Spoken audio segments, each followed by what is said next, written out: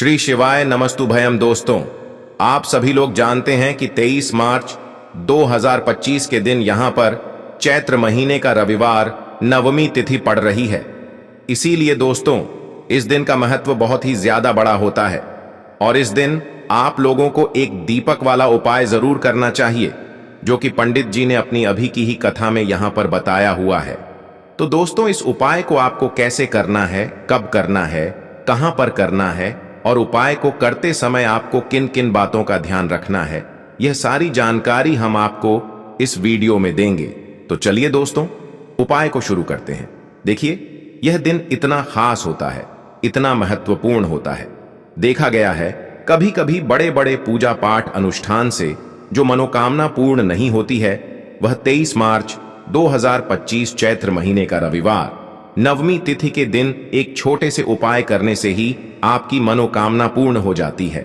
और बहुत सारे लोगों ने इस उपाय को किया भी है और उनको इस उपाय को करने का फल भी जरूर मिला है।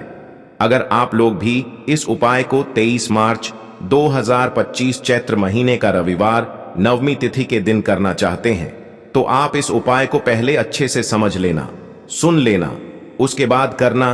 आपको इस उपाय का फल जरूर मिलेगा और इस उपाय को करने से आपके घर में चाहे किसी भी प्रकार की दुख और समस्या क्यों ना चल रही हो, आपको उसका कारण भी नहीं पता है कि भाई यह समस्या किस कारण से चल रही है।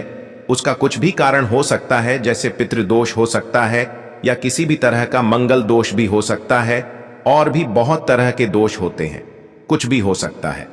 पर आपको इस उपाय को करने के लिए अपने दोष को पता लगाने की भी जरूरत नहीं है। 23 मार्च 2025 चैत्र महीने का रविवार नवमी तिथि के दिन इस एक दीपक वाला उपाय को आप लोगों को कर लेना है। दोस्तों, अब हम समझते हैं इस वाले उपाय को हमें करना किस समय है। तो सबसे पहली बात दोस्तों, हम समझते हैं कि यह एक दीपक वाला उपाय करना किसको है। तो देखिए, यहां पर सीधी सी बात है कि यह एक दीपक वाला उपाय जो उपाय है, यह किस लिए किया जा रहा है।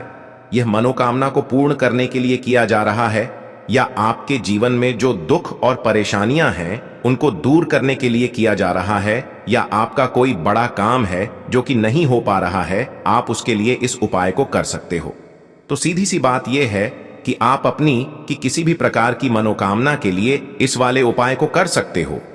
तो यह उपाय वह व्यक्ति कर सकता है जिस व्यक्ति को अपनी किसी भी प्रकार की मनोकामना भगवान शिव जी से पूर्ण करवानी हो।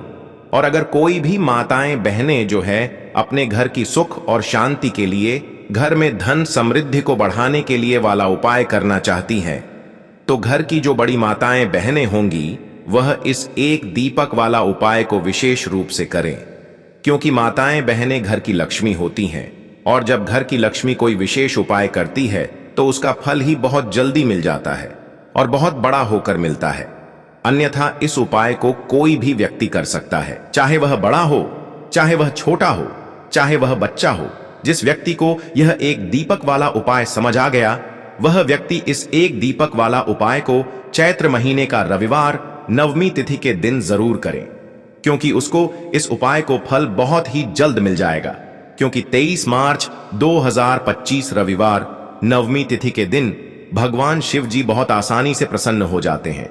तो आइए अब हम समझते हैं कि इस एक दीपक वाला उपाय को आपको करना कैसे है और इस उपाय को करने का जो समय है वह क्या है। तो देखिए, इस 23 मार्च 2025 चैत्र महीने का रविवार नवमी तिथि के दिन किए जाने वाले यह एक दीपक वाला जो उपाय है, यह मुख्य रूप से सुबह के समय होगा। किस समय होगा? सुबह के समय होगा। आपको कोशिश यही करनी है कि सुबह के समय हम इस एक दीपक वाला उपाय को कर लें। पर किसी कारणवश अगर आप सुबह इस उपाय को न कर पाओ, आपको कहीं काम से जाना हो या किसी और काम की वजह से आप उपाय को न कर पाओ, तो आपके पास फिर दूसरा मौका रहेगा जो कि शाम के समय का रहेगा, प्रदोष काल का रहेगा। अब भाई, प्रदोष काल का समय भी एक बहुत ही लोगों के मन में प्रश्न बन जाता है कि भाई ये समय होता कब है, कितने बजे से लेकर कितने बजे ये समय होता है, ताकि हमें उपाय के लिए जो है करने का समय पता लग जाए।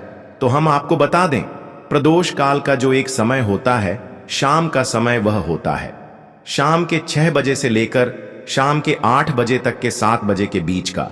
इस समय के बीच में आप उपाय को करेंगे तो आपको उस उपाय का जरूर फल मिलेगा। तो शाम के 6 बजे से लेकर शाम के 7 बजे के बीच में आप लोग इस एक दीपक वाला उपाय को कर सकते हो। तो भैया बहुत सारे लोग यहाँ पर यह प्रश्न भी जरूर करेंगे कि भाई हम तो नौकरी पर जाते हैं, हम अपनी ड्यूटी पर जाते हैं और आने में हमें देर हो जाती है, तो उस जगह पर हमें क्या करना चाहिए। तो देखिए, उन लोगों को भी टेंशन लेने की जरूरत नहीं है। अगर आप लोग इस उपाय को शाम के समय प्रदोष काल में कर रहे हैं और अगर आप आने में देरी भी हो जाती है, आपको आने में 7 बजे तक आप नहीं पहुंच पाते हो, तो भाई आप 7 या रात 8 बजे तक भी अगर उपाय को करोगे तो भी चल जाएगा। और अगर इस हिस्से भी थोड़ा देर हो जाती तो भी आप उपाय को कर सकते हो, क्योंकि रविवार नवमी तिथि का दिन है। यह दिन बहुत ही कम आता है पूरे साल भर में, इसलिए जब आपको मौका मिल जाए, जब आप इस उपाय को जरूर कर लेना। कोई भी उपाय हो आप कभी भी कर सकते हो। 23 मार्च 2025 चैत्र महीने का रविवार नवमी तिथि के दिन बस कोशिश करना कि समय के थोड़ा मतलब अंतर्गत ही कर लो, पर किसी कारणवश अगर ना कर पाओ तो फिर आप थोड़ा देरी से भी कर सकते हो। आपको उपाय का फल जरूर मिलेगा। तो चलिए जानते हैं उस विशेष उपाय के बारे में।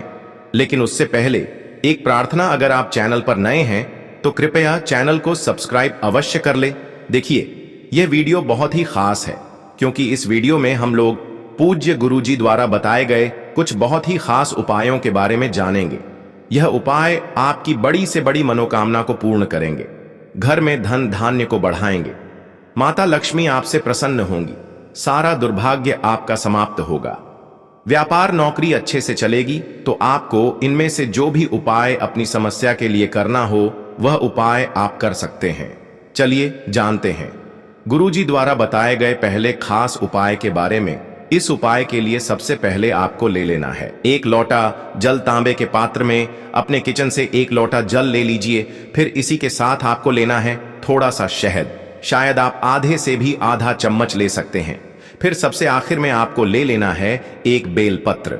देखिए, बेलपत्र का जो भी उपाय बताया जाए वह आप जरूर किया करिए, क्योंकि बेलपत्र माता पार्वती के आंसू से उत्पन्न हुई है, इसलिए यह महादेव को प्रसन्न करने के लिए बहुत ही आसान होती है।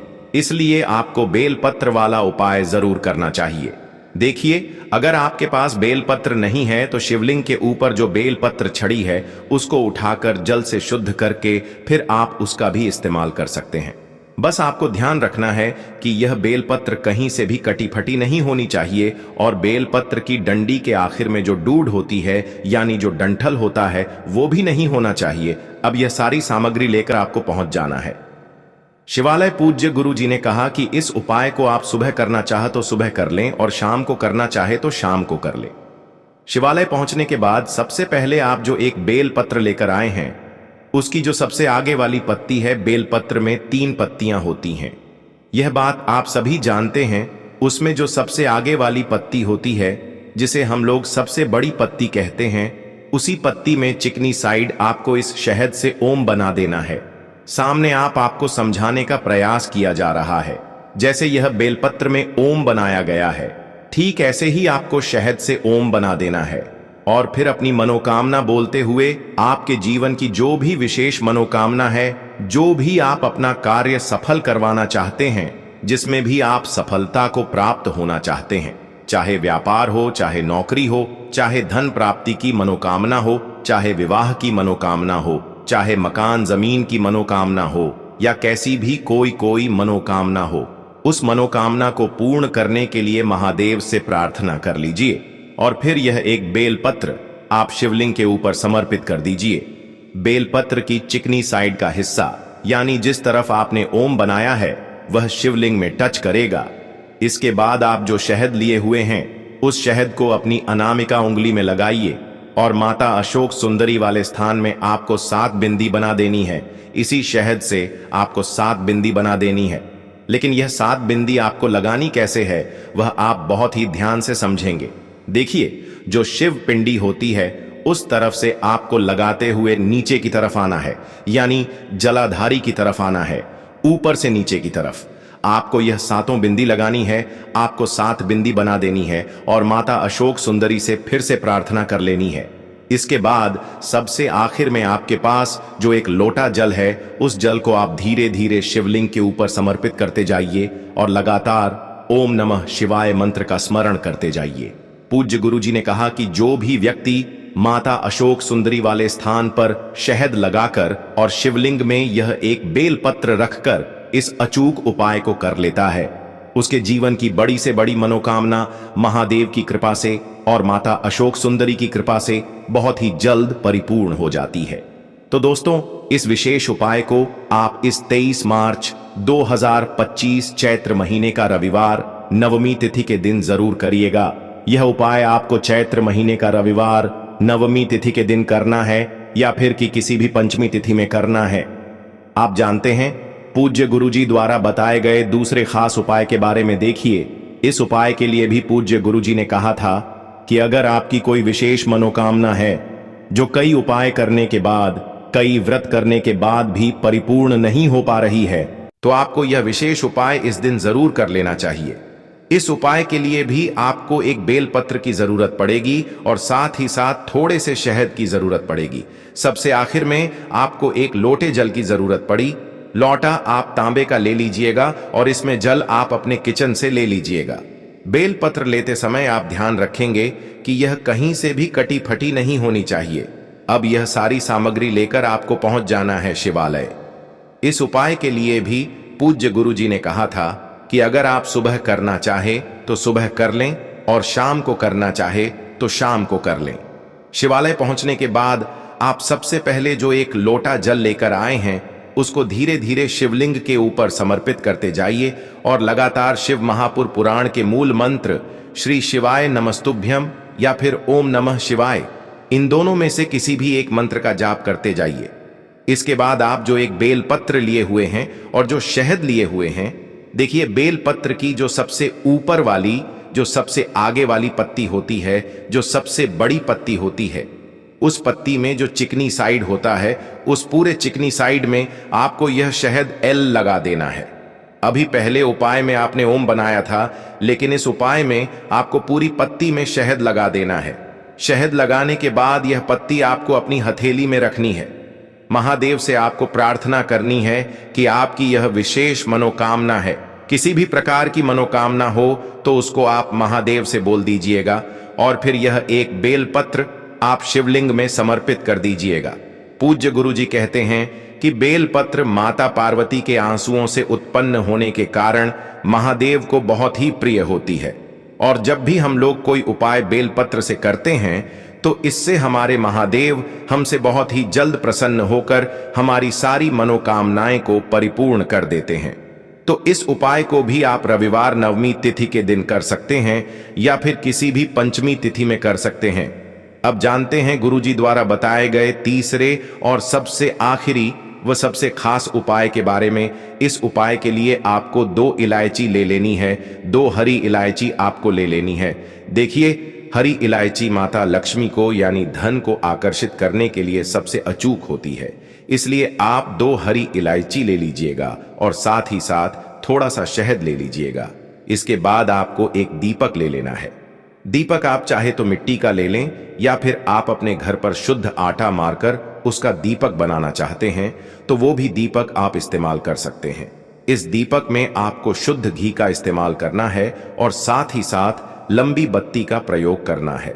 अगर आपके घर में मौली का धागा है तो उसकी बत्ती भी आप तैयार कर सकते हैं, यानी मौली के धागे को काटकर उसकी लंबी बाती इस दीपक में आप लगा सकते हैं। अब यह सारी सामग्री लेकर आपको अपने घर के मंदिर के सामने पहुंच जाना है। यह उपाय आप शाम को सूर्यास्त के बाद करेंगे। पूज्य गुरुजी हमेशा कहते हैं कि माता लक्ष्मी के निमित्त अगर हम लोगों को कोई भी उपाय करना हो तो वह हमें शाम के समय में ही करना चाहिए, यानी सूर्यास्त के बाद ही करना चाहिए, क्योंकि सूर्यास्त के बाद दैवी शक्तियां जो होती हैं वह बहुत ज्यादा शक्तिशाली होती हैं। इसलिए आपको यह दीपक और यह सारी सामग्री लेकर अपने घर के मंदिर के सामने आ जाना है।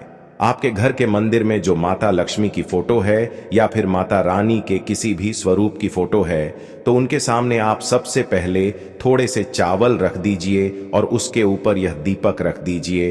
दीपक रखने के बाद को आप प्रज्वलित कर दीजिए और माता रानी के बहुत ही प्रिय मंत्र ओम महालक्ष्मी नमः इस मंत्र का कम से कम 11 बार स्मरण कर लीजिए और फिर यह 2 हरी इलायची में से आपको एक हरी इलायची इसी दीपक में डाल देनी है जो दीपक आपने ने प्रज्वलित किया। इसी में एक हरी इलायची डाल दीजिए और बाकी बची हुई एक हरी इलायची थोड़ा शहद, यह दोनों सामग्री लेकर आपको पहुंच जाना है। शिवालय पूज्य गुरुजी ने कहा कि यह उपाय महादेव देव को और महालक्ष्मी को प्रसन्न करने के लिए सबसे उत्तम उपाय साबित होगा। देखिए, अब यह जो हरी इलायची दूसरी आपके पास बची हुई है, इसमें चारों तरफ अच्छे से आप शहद लगा दीजिए। जब शहद आप अच्छे से इसमें लगा दें तो इसको शिवलिंग के ऊपर समर्पित कर दीजिए और महादेव से प्रार्थना कर लीजिए कि हे मेरे महादेव, मेरे जीवन में जो धन से संबंधित समस्याएं चल रही हैं, जो आर्थिक समस्याएं लगातार जीवन में बनी हुई हैं, जिनकी वजह से घर में दुर्भाग्य बना हुआ है, रुपए पैसों की प्राप्ति नहीं हो पा रही है, बहुत मेहनत करते हैं, बहुत प्रयास करते हैं, लेकिन फिर भी घर में धन की आवक नहीं बन पा रही है, तो महादेव से आपको प्रार्थना कर लेनी है और यह दूसरी हरी इलायची पूरा शहद लगाकर समर्पित कर देनी है। पूज्य गुरुजी ने कहा कि 23 मार्च 2025 चैत्र महीने का रविवार नवमी तिथि जो भी व्यक्ति इस अचूक उपाय को कर लेता है, उसके जीवन से माता लक्ष्मी कभी भी नहीं जाती है और उसका घर धन धान्य से भरा रहता है। तो दोस्तों, यह थे पूज्य गुरुजी द्वारा बताए गए कुछ बहुत ही खास उपाय। अगर आपको जानकारी अच्छी लगी हो तो वीडियो लाइक करिएगा। मिलते हैं फिर एक नए वीडियो के साथ। श्री शिवाय नमस्तुभयम।